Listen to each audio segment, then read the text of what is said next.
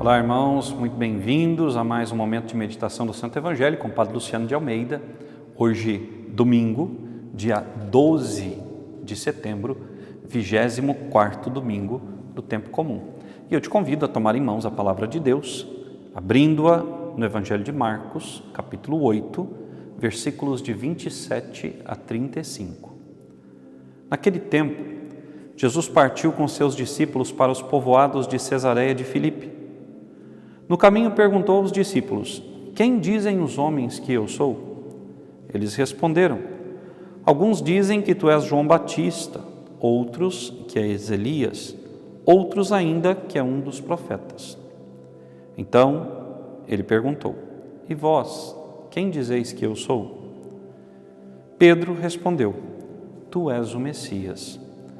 Jesus proibiu-lhes severamente de falar a alguém a seu respeito.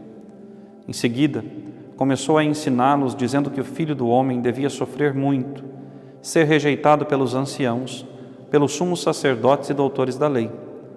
Devia ser morto e ressuscitar depois de 3 dias. Ele dizia isso abertamente. Então Pedro tomou Jesus à parte e começou a repreendê-lo. Jesus voltou-se, olhou para os discípulos e repreendeu a Pedro, dizendo: vai para longe de mim, Satanás. Tu não pensas como Deus e sim como os homens. Então chamou a multidão com seus discípulos e disse: se alguém me quer seguir, renuncie a si mesmo, tome a sua cruz e me siga. Pois quem quiser salvar a sua vida vai perdê-la, mas quem perder a sua vida por causa de mim e do Evangelho, vai salvá-la. Palavra da salvação, glória a vós, Senhor.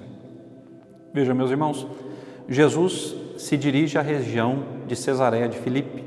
Isso é o litoral, o mar Mediterrâneo. Cesareia de Filipe era uma cidade importante, um porto próspero.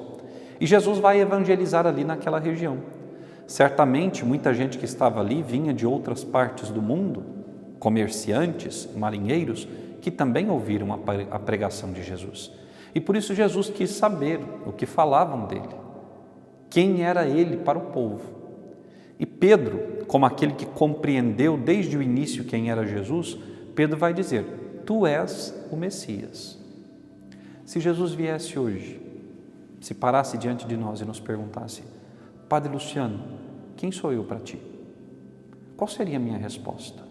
Ah, tu és um Deus onipotente, gigantesco, maravilhoso, que está no céu sentado num trono glorioso. Essa seria sim uma resposta.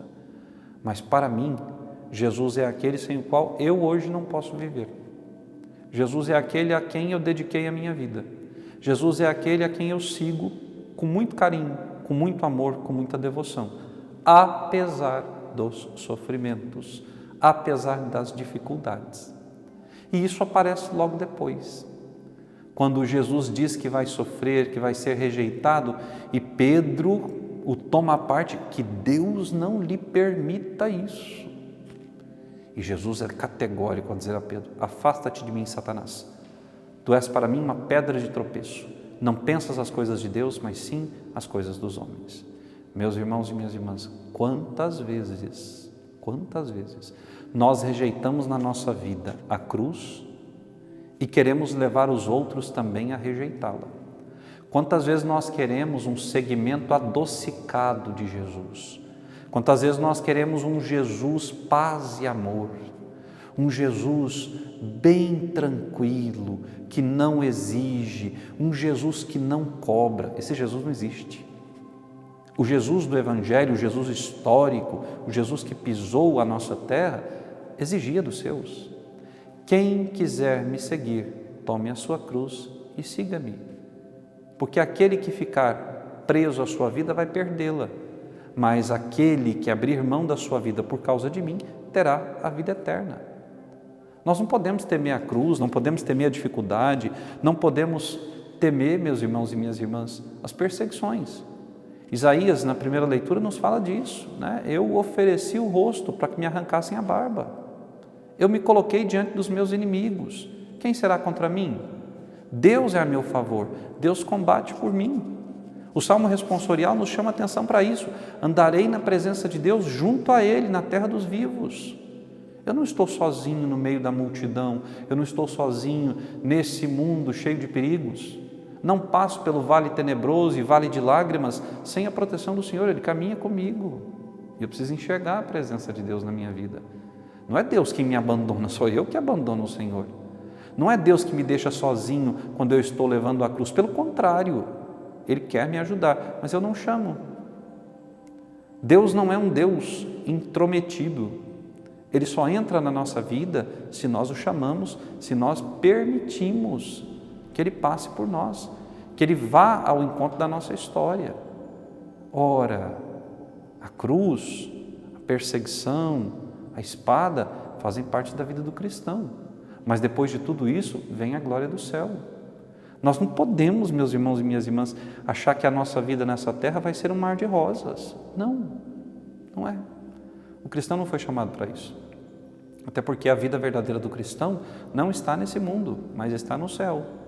E para chegar ao céu, eu, cristão, necessariamente necessito, eu preciso passar pela cruz.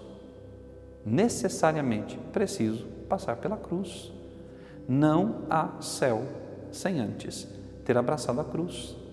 Se o Mestre fez esse caminho, se o Mestre trilhou esse percurso, eu também devo trilhá-lo. Eu não devo temer a morte, a perseguição, a doença, todas as coisas que se aproximam da minha vida. Os tempos que vivemos são difíceis, são de incertezas? São, mas o Senhor está comigo. A quem eu temerei? O Senhor é minha força. De quem eu terei medo? Não posso fraquejar na minha escolha. São Tiago, quando nos fala na segunda leitura, ele vai dizer que não adianta dizer que tenho fé se eu não a pratico. E como as nossas igrejas estão cheias de pessoas sem fé, de gente que vai à missa para cumprir preceito, de gente que não se compromete com absolutamente nada, nem dentro nem fora da igreja, de gente que vive no seu mundo, que cria um mundo imaginário e ali faz as suas fantasias, alheio a toda a realidade que o cerca. E quando o sofrimento consegue entrar nesse mundo imaginário, pronto, tudo desmorona. Santiago vai dizer na segunda leitura: mostra-me a tua fé, sem as obras, que eu te mostro a minha fé pelas obras. Fé e obra vêm acompanhadas. Não adianta dizer que tenho fé e não coloco em ação essa minha fé. Aqui entra uma palavrinha que faz parte do nosso dia a dia: oração. Orar e agir. A oração, a fé verdadeira, me leva ao encontro do outro, ao encontro do mundo e a mostrar ao outro e ao mundo esse Deus que me ajuda a superar todas as dificuldades. Te convido essa semana a rezar, pedindo a Deus a graça de ter uma fé atuante, viva. Procure o padre da sua paróquia, se coloque à disposição. Procure algo na sua cidade que você possa se comprometer, onde você possa doar um pouco de si, onde os seus dons sejam aproveitados. Você vai ver a diferença que o amar o próximo com Deus faz na vida de quem se dispõe a trilhar esse caminho. Que Deus te abençoe. Até amanhã.